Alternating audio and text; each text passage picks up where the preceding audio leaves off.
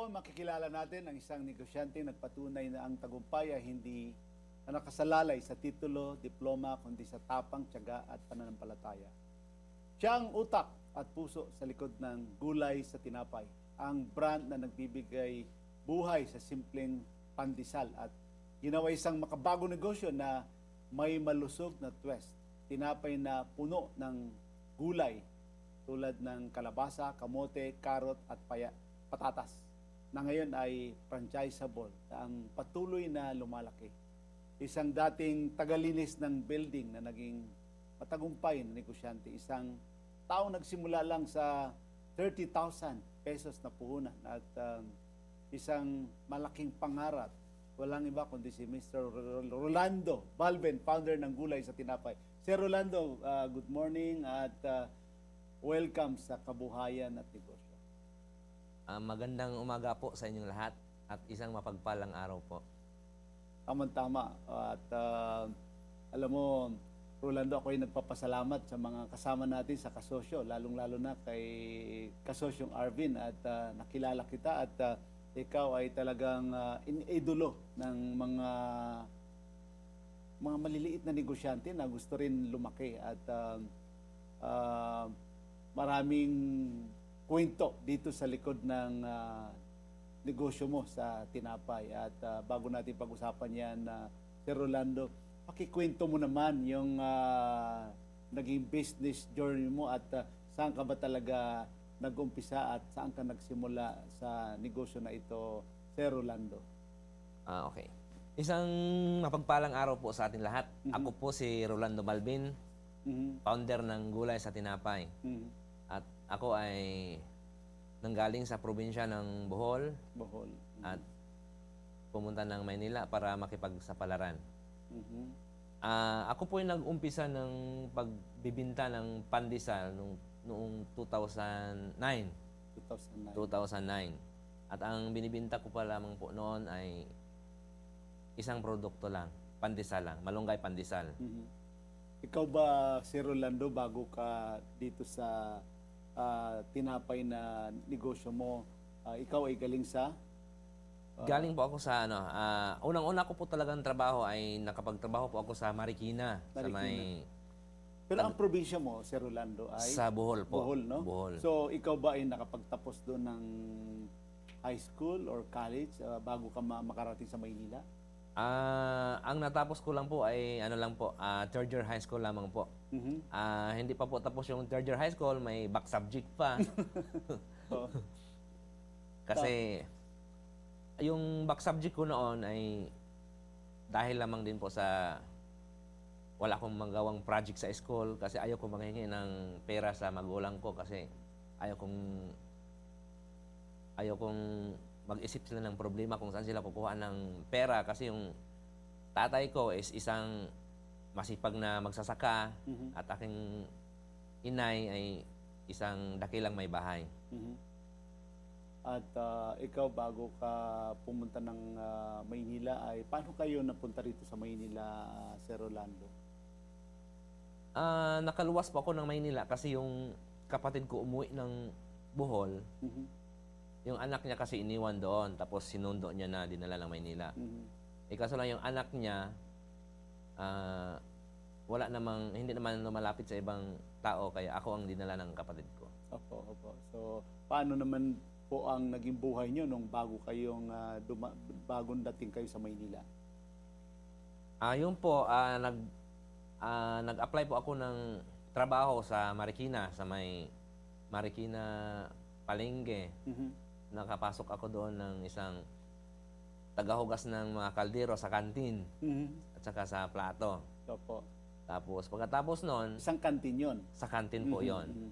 At pagkatapos din po noon, ay kinuha rin po ako ng isa kong kapatid nagtatrabaho sa bakery. Ginawa po akong helper. Ang natatandaan kong sweldo ko po noon is 1.5 monthly. Anong year ito, Sir Rolando? Nasa mga year na yun? Mga 2006. Early 2000. Oh. Yes. So yun ang unang-unang trabaho mo, tagalinis? Sa bakery helper po. Opo. Tapos pagkatapos noon, yung isa ko kasing kapatid ay nagtrabaho sa may sa may Santa Mesa, Mhm. sa may distributor yung boss nila ng mga medicine, mga gamot. Mhm. Tapos yung kapatid din ng amo niya, may balak din na magtayo ng negosyo sa may Quezon City. Mhm. Kaya nagpatayo ng building, nagpagawa ng building. Tapos yung kapatid ng boss niya, ang guloy, no? So, Kapatid ng boss niya, nagpahanap ng kung sinong pwedeng maglilinis doon sa ginawang building. opo. Para, Doon nang unang naging trabaho mo yun, doon ang una kong naging trabaho. sa building, Sa taga-linis. building. Mhm. Kinukuskus ko po yung mga pintura na Mhm. meron sa sahig. Di ba Opo. pag nagpipintura sa kisame, Mhm. merong mga latak-latak sa sahig, kinukuskus ko po yun. Mhm. Lahat. Mula third floor, fourth floor hanggang first floor. Gaano ka namang katagal magtrabaho doon sa building na yon na bilang tagalinis? Siguro umabot din ako ng mga 5 buwan. 5 years. Ako lang po mag-isa. Mhm. Nag, So hindi mo na ipinagpatuloy yung pag-aaral mo hanggang third year ang tinapos mo, Rolando? Opo, hindi na kasi hindi naman sa ayaw kong mag-aral. Siguro, dala lang din siguro ng kakapusan sa pera ng aking mga magulang. Kaya ayaw ko rin silang mamroblema, ayaw ko rin mahingi ng pera. Lalo na sa mga baon sa araw-araw. Mhm. Yun, napag-desisyonan ko na pumunta rin ng Maynila na lang. Opo. So ano yung talagang nakapag-inspire sa'yo, Rolando, na dito sa negosyo mo sa tinapay? Unang-una, nung pumutok yung Malunggay Pandesal, Mhm. kasagsagan ng unang labas ng Malunggay Pandesal, yung pinsan ko kasi nakapagtrabaho din doon sa Malunggay Pandesal. Kaya usap kami na mag-umpisa din kami ng maliit na pandesalan. Mhm. Kaso lang, na mga 1 taon lang, ay hindi namin Na-sustain. na-sustain. Mhm. Kaya ako, Ano naging problema naman doon? siya, may trabaho din siya. Mhm. Ayaw niyang, minsan hindi siya makakapunta doon sa area namin, sa shop namin para tumingin. Mhm. So ikaw na lang yung Ako na lang. nagpatuloy? Ako na lang yung nagpatuloy hanggang sa ako na lang mag-isa. Ang ginagawa ko, pag uwi ng galing sa trabaho, magmamasa, 10:00 ng gabi. Mhm. Darating ako galing sa Quezon City, Mhm. 10:00 ng gabi, nagmamasa. Hanggang 12:00, hanggang 1:00 ng madaling araw. Mhm. Matatapos, pagdating ng 4:00 ng madaling araw, nagbubukas na naman ulit ng tindahan. Mhm. Tapos, kumuha rin ako ng isang tagabantay doon sa isang tindahan. Mhm. Ang ginawa ko naman, nung meron akong tagabantay, Mhm. ang ginawa ko naman para masustain din yung benta ng tindahan, para meron akong pangsweldo, Mhm. pagdating ng 4:00, naglalako naman ako ng pandesal. Mhm. Nilibot ko yung buong area namin sa may malapit doon sa amin, nilalakuan ko ng pandesal. So yun yung naging experience mo doon sa... So ano ba yung mga naging challenges mo doon sa unang pagpapatuloy mo dito sa pandesalan mo? Yun, lahat ng pag bumili ako ng harina, 10-10 kilo, 5-5 kilo. Mhm. Araw-araw po yun, pagkatapos ko maglako ng pandesal. Mhm. Pagkatapos ko maglako ng pandesal, binibilang ko yung binta. Mhm. Binibili ko ng harina, 10 kilo, tapos asukal din, puro tingi-tingi. Mhm. Pagdating ng 8:00 ng umaga, nakabili na ako. Larga na naman ako papuntang trabaho. So una ba ay ano ba ang sistema ng nirerentahan mo noon na pwesto mo? Isang maliit lamang na bakery, or papaano ka naka-invest ng mga equipment mo doon sa unang itinayo mo na bakery? Nung unang tinayo ko yung bakery is nangutang po ako sa boss ko ng pera. Yun tong yung 30,000 na 30,000 inutang ko sa kanya. Pinautang niya ako. Kasi okay naman ako sa boss ko eh. Binigyan niya ako ng 30,000. Kalaunan ay hindi naman niya siningil. Sabi niya, sayo na lang yung 30,000. Bigay ko na lang sa'yo. Mhm. Kaya yon, nakapag-umpisa ko bumili ako ng oven, Mhm. kung anong mga gamit doon sa pag-uumpisa ng pagpapandesal. Mhm. So ano ba ang saan ka nahirapan doon sa pag-umpisa mo dito sa bakery business mo? Lahat po, Yusik Gani, kasi ako wala naman akong pinag-aralan. Wala rin akong alam sa negosyo. Mhm. Ang alam ko noon, kapag magbukas ka lang ng tindahan, magtitinda ka lang, okay na, may negosyo ka na. Mhm. Ayun pala, marami palang dapat Matutunan. matutunan. Mhm. So, ikaw bilang empleyado, nung inumpisahan mo ba itong bakery mo, ay tinigil mo na yung employment mo or pinagsabay mo? Pinagsabay ko po, Yusik Gani, kasi hanggang sa naging 6 na branch na ako, Mhm. kasi gusto ko magpaalam sa boss ko na magre-resign ako, Mhm. ay napangunahan din ako ng hiya. At saka ayaw ko rin pong iwan sila kasi Mabait sila sa'yo. mabait sila sa akin. Mhm. Kaya nung hindi ko na talaga makaya kasi araw-araw akong puyat, pagod, Mhm. sinabihan ako ng boss ko na kinausap na, pinatawag ako sa office. Mhm. Sinabihan ako na, ay, tigil mo muna yung negosyo mo kasi sobrang payat ka na, nangangayayat, pati yung asawa ko, So, pinapatigil na rin ako. ang gusto nila ay Tumigil na. tumigil sa negosyo mo at ipagpatuloy mo na lang yung trabaho mo sa kanila. Opo, So oo. paano ka naman nagkaroon ng decision na mas pinili mo ituloy yung negosyo mo? Basta sa sarili ko, alam ko namang masaya ako sa ginagawa ko. Mhm. Tapos, parang hindi ako napapagod kahit kulang sa tulog. Mhm. Tapos, Na-inspire ka na pinagsasabay mo pagod. yung Oo. Kahit merong rules noon na pag malate ka ng 15 minutes, considered as half day na. half day, oh. Oo, ilang taon ko rin ginawa yon, considered as half day. Okay lang sa akin kasi alam ko naman na mali ko eh. Mhm.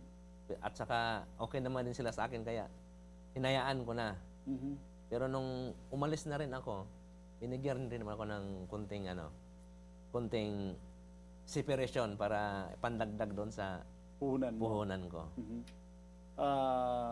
Matanong ko lang, Rolando, sa dami ng pwede mong maging negosyo, bakit pandesal yung itong tinapa yung talagang pinili mo na maging hanap buhay mo? Kasi siguro yun din ang binigay sa akin ni Lord at yun lang din ang alam kong pwede kong pagkakakitaan. Pandesal kasi dyan din ako galing. Mhm. Yun ang alam mo. Yun ang alam ko. Mhm. So, ano ba ang mga naging experience mo rito na talagang masasabi mo na nahirapan ka talaga dito sa negosyo? Kasi sa negosyo, mahirap yung, sabi mo nga, wala kang experience sa negosyo, yung paano mo natutunan yung cash flow mo dito sa ganitong hanap buhay, at ang talagang background mo ay, yun na nga, tagalinis ka ng isang building.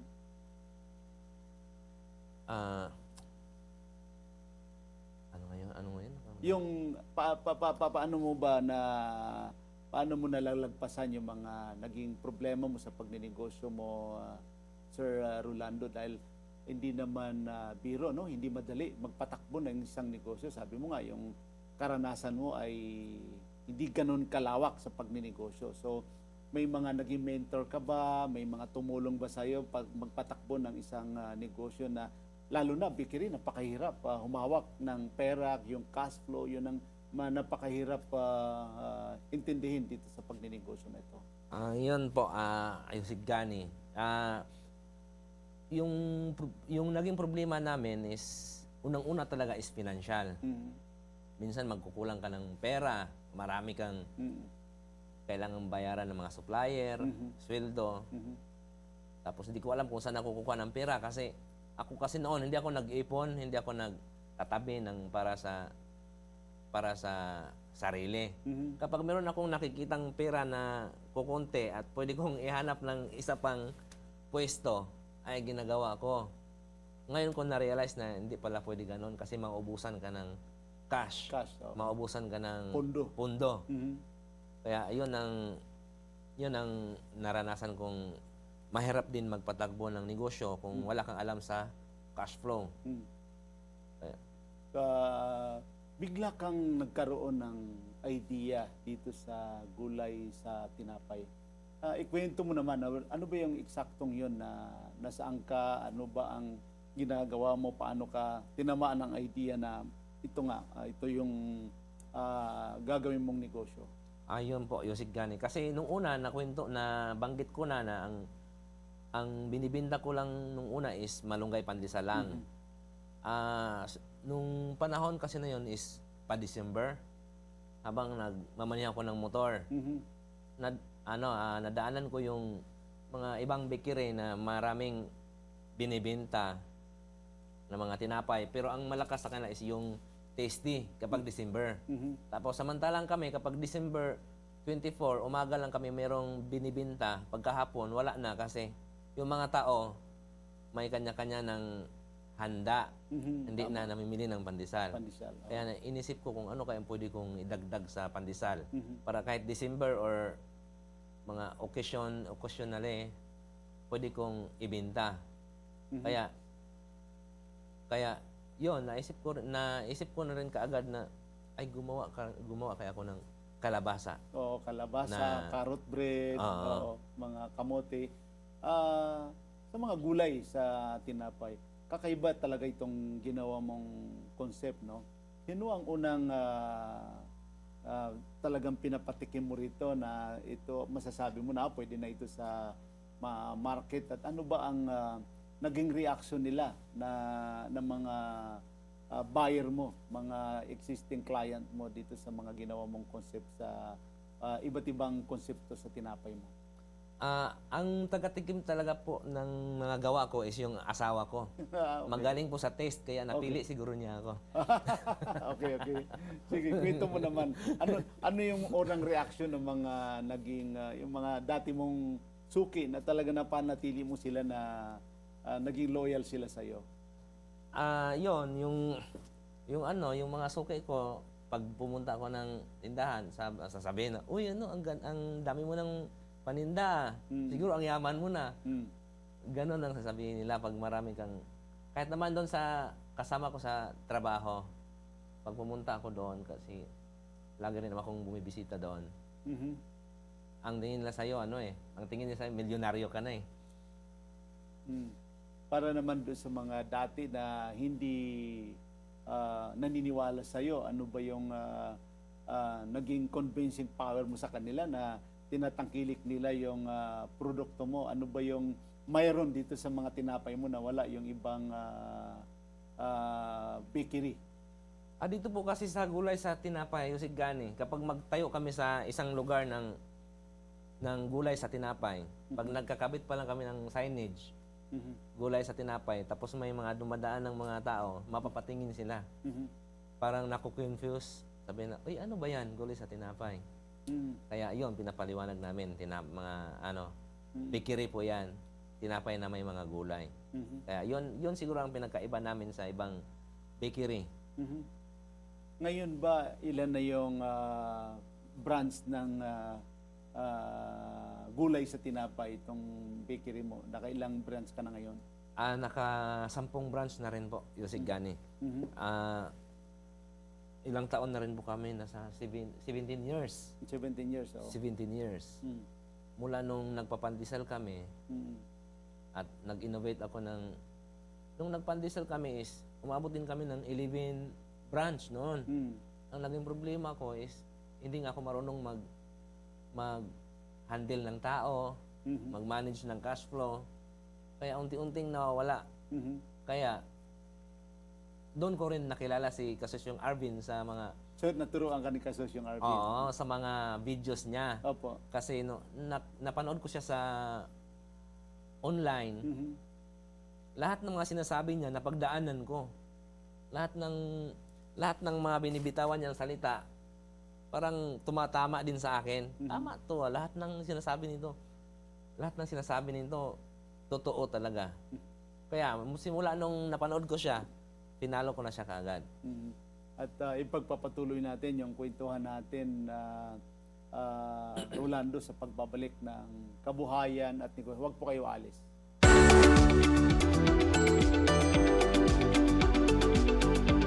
Nandito pa rin po kami, Nick. Rolando sa kabuhayan at negosyo. Ngayon, Rolando, mahigit 10 na yung branches mo. Hindi ka ba nagkaroon ng idea, paano ka nagkaroon ng idea na lalong damihan ang mga franchise mo at ikaw ba ay lumapit sa Prangcorp? Bakit mo ba pinorsige na dumami pa, mas lumawak pa yung mga franchise mo dito sa negosyo mo, Sir Rolando?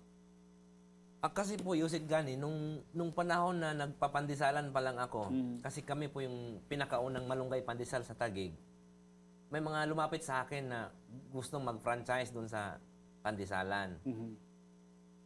Nagtatanong kung nagpapa-franchise ba yan. Eh ako noon hindi ko pa alam kung Wala ka ano pang yung idea franchise. o ano yung franchise? Oo, wala pa akong idea. Kaya mula nung nag-rebrand ako ng gulay sa tinapay, kasi ipinagdasal ko din na kung anong pwede kong ipangalan nung nakagawa na ako nung mga tinapay na iba't ibang klase na may gulay. Pinagdasal ko talaga kay Lord na sana bigyan niya ako ng pangalan na pwede kong matawag na ako ang may-ari, na pwede kong franchise at ipalaganap sa buong Pilipinas. Kumbaga nationwide.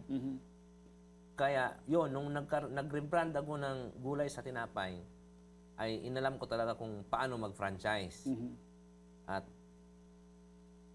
At yun din ang minsan na itinuturo din ni Kasyong Arvin na kung gusto mong lumago ang negosyo, kailangan ma-scale up mo. Kasi pag ang negosyo ay hindi lumalaki, ay namamatay. Dahil wala namang negosyo na nag-i-steady lang sa gitna. Kaya yon, naghanap ako kung anong gagawin ko. Kaya nagsisearch ako sa Facebook kung saan pwede, at lumabas yung Prangcorp Philippines, at doon ko sila na-contact Ngayon, franchisable na itong negosyo mo, Rolando. Ibig sabihin ba pwede nang magnegosyo ang ibang mga gustong mag-franchise sa'yo? Ano ba yung pakiramdam mo na ikaw ay dating tagalinis ng sa isang building na ngayon ay may brand ka na talaga na tinatangkilik at pwede nang i-franchise ng mga kababayan natin na gustong mag-franchise ng ganitong tinapay na napakasarap? Siyempre po, masaya. Unang-una, masaya. Tapos proud po ako sa sarili ko dahil hindi ko lubos maisip na nakarating na ako sa ganitong level ng pagninegosyo na dating hindi ko alam, pero ngayon, andyan na pala ako. Kaya, isang dating tagalinis ng building, taga-probinsya, ay natutong magnegosyo.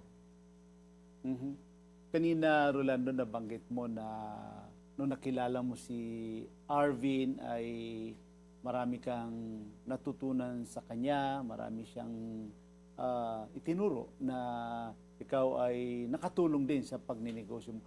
Paano kayo nagtagpo at paano nabago ni Arvin ang husay mo at direksyon mo sa pagninegosyo, lalo na dito sa gulay sa tinapay?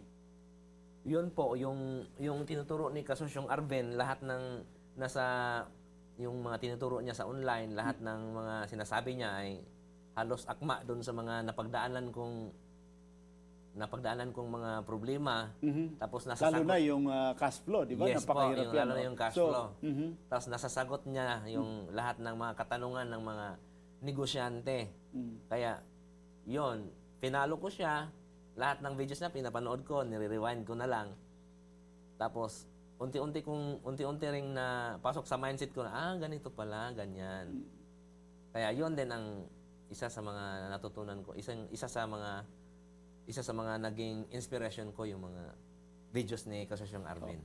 Actually, ako, Rolando, personally, napakalapit din sa puso ko yung tinapay, no? Pagnegosyo sa tinapay. Kasi mga 2008, 2009 ay naging negosyo ko naman. Nag-import ako ng harina, flour from Turkey. Kaya alam ko rin. Medyo naiintindihan ko yung pagninegosyo ng tinapay. Pero matanong ko lang, ano yung mga hamon sa iyo, no? Lalo na yung paano mo ba napapanatili yung fresh yung mga tinapay mo, yung kalidad, at paano nyo talaga nagagawa na fresh. Kasi popular na popular yung tinapay mo at lalo talagang lumalagod, napapalaki mo. Gumawa po kami ng sistema, yung Sigani, na meron po kaming mag-ikot sa tindahan. Unang gumawa nun is ako. Iniikot ko yung tindahan para tignan kung tama at sakto yung mga timbang nila. At Yun, importante rin yun, yung consistent yung timbang consistent. mo. At saka yung hindi na sila mahirapan magtimbang ng mga ingredients kasi ginawa kong premix na rin yung ingredients lahat. Ang gagawin na lang nung mga baker, magdagdag na lang sila ng tubig at saka egg para gumawa ng tinapay. At saka consistent yung gawa ninyo. Kayo ba, ano bang ginagawa nyo? Soft or yung hard flour? Kompleto po. Meron din pong soft at saka hard.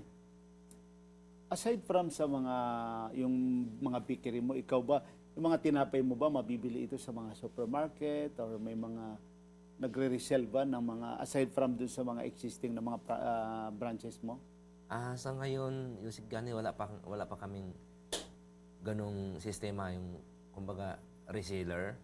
Wala pa. Sa sarili pa lang po namin na Mga branches. So ilan ngayon ang branches mo, Sir Rolando?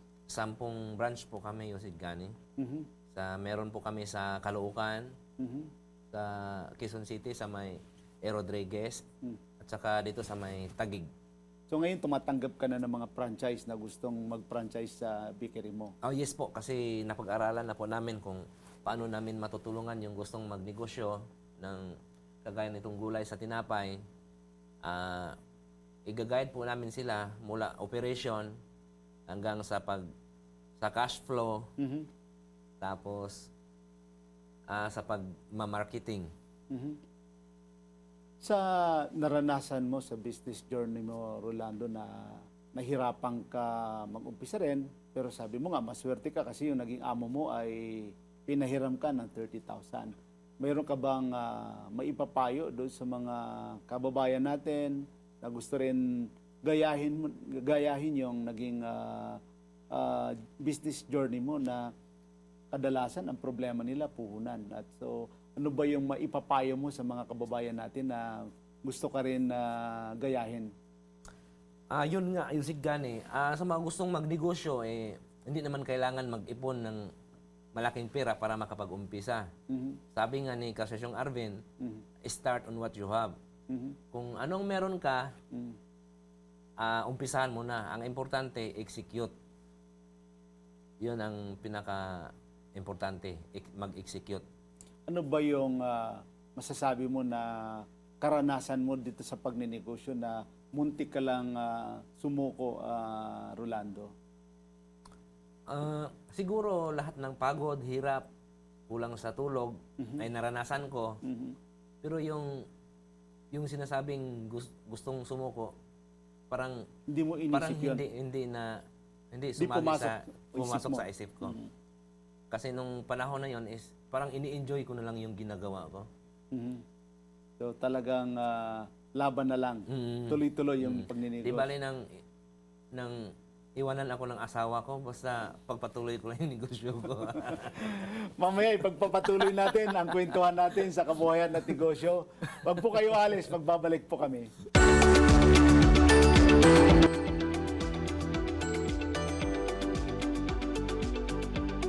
Nandito pa rin po kami ni Rolando sa kabuhayan at negosyo.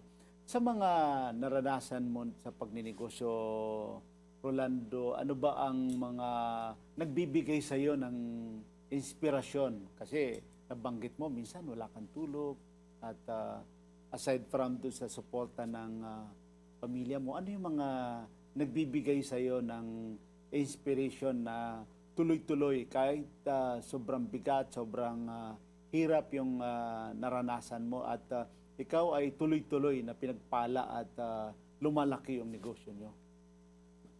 Nung una, yung Sigani is di ko naman talaga alam kung bakit ko ginagawa yon. Basta ginagawa ko lang kung anong gusto kong gawin at doon ako masaya. Talagang binuhos ko na yung buong buhay ko doon. Kahit minsan inaaway na ako ng asawa ko. Mhm. Tapos wala akong maibigay na pera pambili ng gatas. Mhm. Kaya yun, Yun ang magagalit. mga iniisip mo na inspiration na Mm. hindi mo balikan yon, Mm. mabalikan yung mga hirap na yon, no? Mm. So, sa ngayon na may mga empleyado ka na rin, siyempre sa dami ng mga branches mo at naranasan mo rin yung naging maswerte ka sa isang naging amo mo na mabait sa'yo. Ikaw ba, paano mo tinatrato ngayon yung mga empleyado mo rin? Ikaw ba ay naging mabait ka na rin katulad ng naranasan mo sa isang mabait na amo mo? Paano ka bilang boss? Stricto ka ba? Nung una, Yusig Gani is mabait po ako sa mga tao ko. So ngayon hindi na. Ang kaso lang, ang naging problema, kapag mabait ka sa kanila, ay ikaw naman yung parang hindi nila irerespeto. Mhm. Kasi minsan pag sobrang bait mo, minsan mangungutang sa'yo, tapos biglang layas na lang pala. Kinabukasan, wala na. Mhm. Kaya yung... Napapagod ka rin sa kakatrin. Oo, Maraming, kaya gumawa na lang din ako ng sistema kung paano ko yun masolusyonan. Mhm. So ano ba ang solusyon mo doon, Rolando, doon sa mga biglang iiwanan ka ng mga empleyado? Kasi ikaw, napakaswerte mo dahil nakaranas ka sa isang napakabait na boss. Sabi mo nga. Oo nga, yung doon ko na-realize, ngayon ko lang na-realize yung sinasabi ng boss ko na lagi niyang sinasabi, araw-araw, siya daw yung pinakapagod sa lahat doon sa kumpanya. Pero nakikita ko sa kanya na lagi lang nakaupo, lagi lang nakatulala. Nasabi ko noon, paano naging pagod to si boss? Wala namang ginagawa, nakaupo Kami lang. ang nagtatrabaho. Oo, kami nagtatrabaho. Ngayon ko lang na-realize na ang iniisip pala kung saan kukuha ng sweldo, kung paano mababayaran yung mga supplier. Mm. Kaya- Siya yung nagpaplano. No, siya yung nagpaplano. Siya yung nai-stress. Ngayon ko na subukan kung ganun pala ang senaryo pag isa ka ng boss na negosyante. Matanong ko lang, no? Kasi kanina sinasabi mo na yung asawa mo mismo ay hinihingi niya na itigil ang pagninegosyo niyo dahil nakikita niya siguro naawa siya sa'yo sa sobrang pagod mo. Paano niyo inayos yung gano'n na naging problema na gusto niyang magtigil kayo sa pagninegosyo? At ano ba talaga yung naging papel ng asawa mo dito sa napakatagumpay na negosyo mo, Rolando? Nung una talaga, sinabi niya ako na i-close na yung negosyo pero hindi ako nakinig sa kanya. Tapos nung medyo nagka-pira-pira na ako, medyo nakaipon na ako, galing doon kami nakatira sa Uyo, sa may Naiya. Ay kumuha na ako ng bahay dito sa Taguig, nilipat ko na sila. Tapos unti-unti akong nagpaparami ng branch, yung sinasabi ko kanina, kahit wala akong may tabing pira, basta maihanap ko ng ibang pwesto. Tapos lagi kong sinasabi sa kanya na katagalan, mamahalin mo rin tong negosyo na to, basta tanggapin mo lang. Kasi nung una, ayaw talaga niya. Saka naawa siya sa nakikita niya na sobrang pagod mo. Oh, at saka wala akong maibigay na pira sa kanya. Kasi yung sweldo ko, natatapal ko sa negosyo eh. Kaya yun siguro ang So nung nakikita niya na lumalaki na, masaya na rin siya. masaya na. Si iwan ko na. So ano ba yung, kung mababago ang isang decision ni Rolando sa buhay, ano ba yung may babaguhin ka ba? Ano ba ang dapat mong baguhin sa naging decision mo sa buhay, lalo na sa negosyo mo, Sir Rolando? Siguro sa akin, yung sigana wala. Kasi yung kung nasaan man ako ngayon is dala din yon sa kung ano ang naranasan ko noon. Yung mga experience na pinagdadaanan ko, yung hirap, yung pagod, puyat. Kung hindi ko napagdaanan yon noon, ay wala siguro ako sa ganitong sitwasyon ngayon. Sa mga nakikinig sa atin, mga viewers natin, lalong-lalo na yung mga kasosyo na mga loyal na mga suki natin dito. At of course, nandiyan na rin yung mga OFW, mga mga manggagawa o mga katulad mo noon na nagtatrabaho sa buong araw at nangangarap magkaroon ng sarili nilang negosyo. Ano ba ang isang bagay na gusto mong sabihin sa kanila na hindi mo nahanap sa anumang libro o hindi mo nabasa o walang nakapagturo sa iyo? Ano bang pwede mong ibahagi sa kanila, Rolando? Ang para sa akin, kung saan ka man ngayon, kung ano mang ginagawa mo, may trabaho o saan, kung nagtatrabaho ka, ay mahalin mo ang ginagawa mo. Mahalin mo ang trabaho mo. Kasi doon nag-uumpisa para maging umangat ka sa buhay. Kasi kapag puro ka reklamo, ay walang mararating. Ang importante, kung anong ginagawa mo ngayon o nagtatrabaho ka, unahin mong mahalin ang trabaho mo. May makakita man sa'yo o wala, basta ang importante, gumawa ka ng tama. Kasi kung hindi ka man mapansin ng boss mo, may ibang taong makakapansin sa'yo. O di kaya si Lord na ang bahala sa magbago ng buhay mo. Tama yan. At kung babalikan mo naman ang batang naglilinis ng building noon bilang si Rolando, na hindi nakapagtapos ng pag-aaral, walang alam sa pagninegosyo. Ano ba ang sasabihin mo sa isang batang Rolando na pwede mong payuan? Siguro masasabi ko sa kanya, congratulations sa mga narating niya sa buhay. Kasi lahat ng pangyayari na dapat kailangan mo ng sumuko ay nagpatuloy pa rin. Kahit sa hirap ay hindi niya ininda at pinagpatuloy pa rin niya kung ano man ang gusto niyang gagawin. At marami kami talagang natutunan sa iyo, no, Sir Rolando. Meron ka bang parting words? May masasabi ka pa ba? May gusto ka pa bang sabihin sa mga televiewers, mga suki ng kabuhayan at negosyo, Sir Rolando?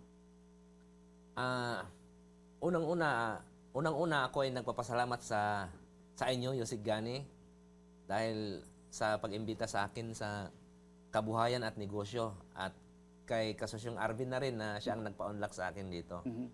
Sige, kung ano pa ang gusto mong ibahagi na naging experience. Yung mga gustong magnegosyo at nangangarap magnegosyo, lakihan nyo lang yung pangarap nyo. Kasi natutupad yung mga gusto nyong mangyari sa buhay, nakadepende sa laki ng pangarap nyo. Maraming salamat. Maraming salamat po sa iyo, Rolando, sa pagbabahagi ng iyong kwento, tapang at tiyaga na magsilbing inspirasyon sa ating lahat. Tunay na kahanga-hanga ang inyong paglalakbay mula sa isang batang naglilinis sa building hanggang sa isang negosyanteng may sariling brand na ngayon ay franchisable na. At sa ating pong mga tagapanood, naway maging aral ang ating pinagmulan na hindi hadlang sa ating tagumpay. Kahit walang diploma, kahit walang malaking puhunan, kung may pangarap, determinasyon at pananampalataya, at ito ay walang imposible.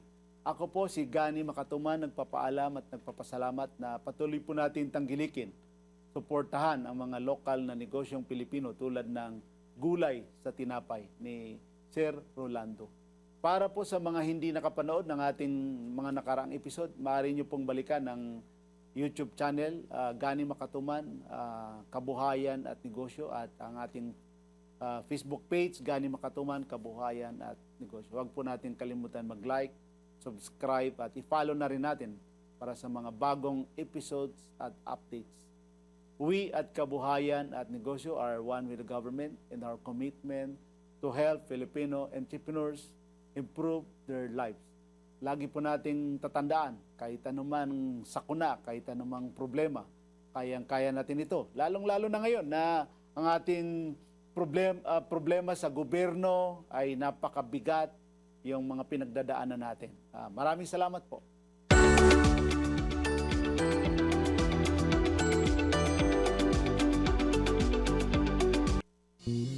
Isang layuning bayan.